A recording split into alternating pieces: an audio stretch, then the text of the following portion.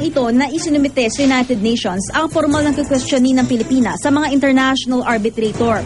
Kitang-kita kasi ang pagsakop ng siyam na gitling o dash ng China sa mapa ng buong West Philippine Sea, kabilang ang mga islang inaangkin din ng Pilipinas tulad ng Spratlys at Panatag Shoal.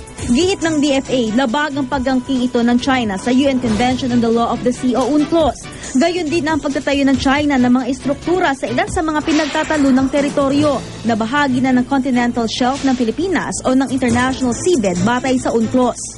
The Philippines has exhausted almost all political and diplomatic avenues for a peaceful negotiated settlement of its maritime dispute with China.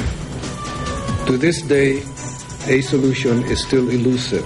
Gayunman, hindi maihahalin tulad sa isang korte ang naisbuing arbitral tribunal ng Pilipinas dahil hindi naman ito mareresolba kung anong bansa talaga ang tunay na may-ari ng mga isla at bato sa West Philippine Sea.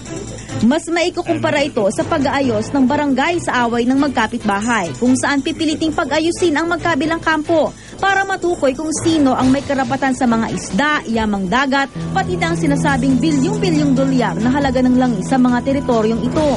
Pero di tulad sa barangay, kailangan ng permiso ng magkabilang panig sa arbitration. Kaya naman ipinatawag na't inabot ng DFA kay Chinese Ambassador to the Philippines, Ma Ke-ching, ang note verbal o diplomatic note na nag-aabiso sa China sa naging hakbang ng Pilipinas. Itinalagang pangunahing kinatawan ng Pilipinas sa usapin si Solicitor General Francisco Hardileza. Tutulungan siya ng Washington, D.C.-based lawyer na si Paul Reichler, kilalang practitioner ng public international law na may karanasan sa pagharap sa International Court of Justice at International Tribunal on the Law of the Sea. We strongly believe that this action is the appropriate response to put our diplomatic relations in its proper context.